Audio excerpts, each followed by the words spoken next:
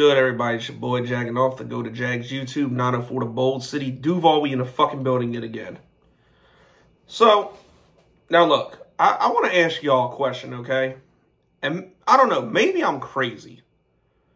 But if I were to ask you something that the Jaguars could do right now that would absolutely have an outpouring of sadness from everybody in Jags Twitter, what do you think that would be?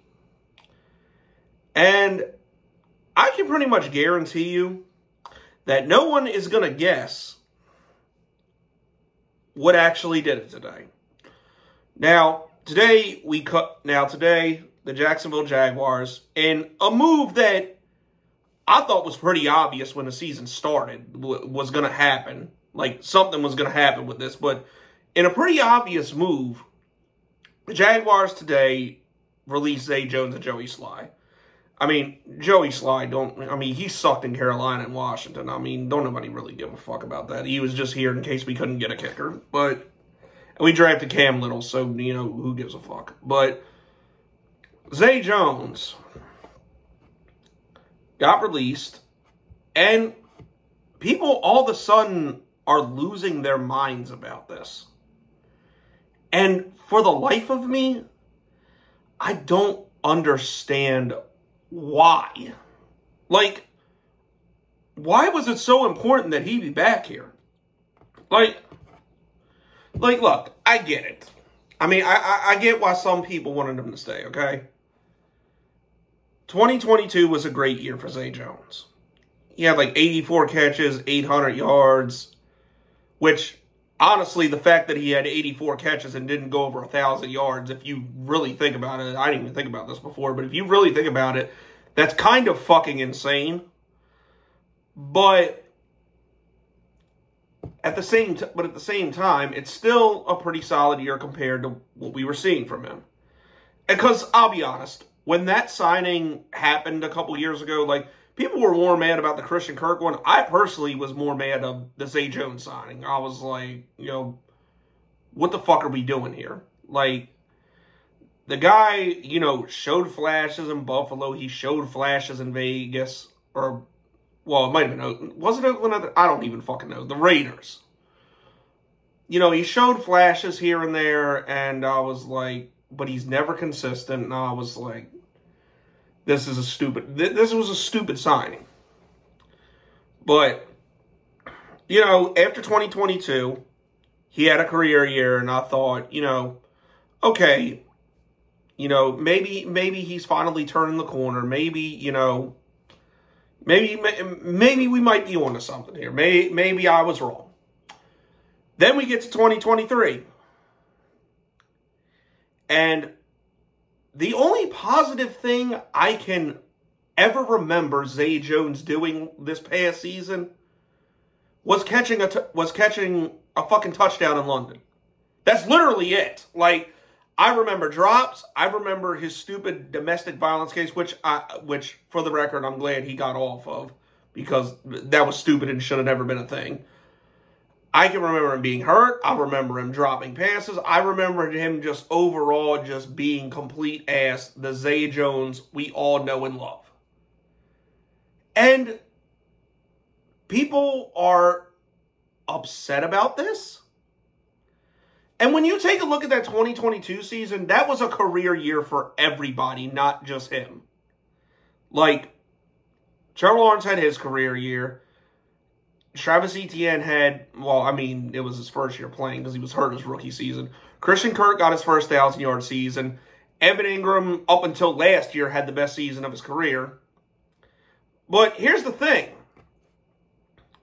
Christian Kirk, before he got injured, unfortunately, was on a trajectory to have 1,000 yards again. Evan Ingram definitely had the best season of his career and made the Pro Bowl. What did Zay Jones do? Went back to being ass, bro. Like, and the thing is, those two improved on their career. He didn't.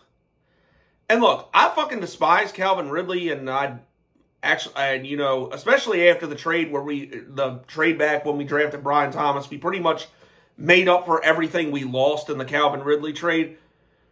And, you know, I'm glad he's in meth land. But at least with Calvin Ridley, he was healthy the whole year, and you know, he every once in a while would turn in a game where he looked like a number one receiver. Zay Jones reminded us all why the Bills and the Raiders all gave up on this motherfucker. Like, let's call 2022 what it is for Zay Jones. It was a fluke year. Zay Jones is never going to have a year that good again. Especially not with Trevor Lawrence throwing him the ball. And the drops were ridiculous. Like, look, there is no way you can tell me that this offense was good enough last year. And granted, Trevor Lawrence injuries didn't help. But you know when this offense really fell apart? When Christian Kirk got hurt. Like, after that Cincinnati game and he got hurt and was gone for the rest of the year, the offense just wasn't the same. Like, your only 100% reliable target was Evan Ingram. And ETN out of the backfield. Like, Calvin Ridley was inconsistent. Either Zay Jones was either hurt or sucked. Same thing with Jamal Agnew. Was either hurt or sucked, which he had a nice little take about it today, which... Does anybody even give a shit about that guy anymore? Fucking idiot. But, and look, I don't hate Zay Jones like I do Calvin Ridley and really Jamal Agnew too. Like, I don't hate him or anything, but it's like, bro, the guy needed to go. Like, we needed shit to change for this offense and change badly. Like, there's a reason... After the Bills drafted Gabe Davis, they were ready to move on because Gabe Davis is better. There was it's the same thing. Like, there was a reason Vegas didn't want to give this guy another chance because after the couple flashes he showed, that was it. There's a reason why even after Calvin Ridley's bitch ass was gone, they wanted to be like, okay, we need to completely revamp, you know, the core. I mean, Christian Kirk and Evan Ingram, y'all good. We lost Ridley's bitch ass. Zay, you got to go too. We're drafting Brian Thomas Jr. And not to mention the money behind it. Okay, if Zay Jones' cap hit was like $5 million, I'd be like, okay, fine. Like, he's not costing that much. If he really wants to stay here and be the fourth or possibly fifth best receiver on the team. Like, okay, fine. But he was about to be a $10 million cap hit. This isn't a Trent, like, look, as much as y'all want to blame Balky, this isn't a Trent Balky being stupid thing, okay? Any GM with half a brain is going to look at the production of Zay Jones last year, see what kind of bag he's bringing in, and be like, okay, no, this needs to go. The only reason he was around as long as he was because he was trade bait. And that's a fact. Like, if he would, like, notice when they cut him after the draft. Just so, like, now that we got the wide receiver to replace him. Well, not really replace him, but upgrade from him. The real replacement was Gabe Davis. But now that we got the receiver, you know, to upgrade the offense with Brian Thomas, it was time to go.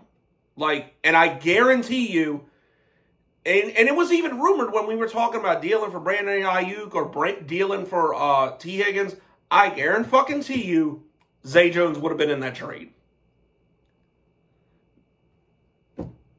Like, it's obvious, bro. Like, it was fucking obvious. Like, look, I appreciate him for 2022, but let's be honest with ourselves here. The year was a fluke. It was a fluke. Zay Jones, and I think he's 30 now.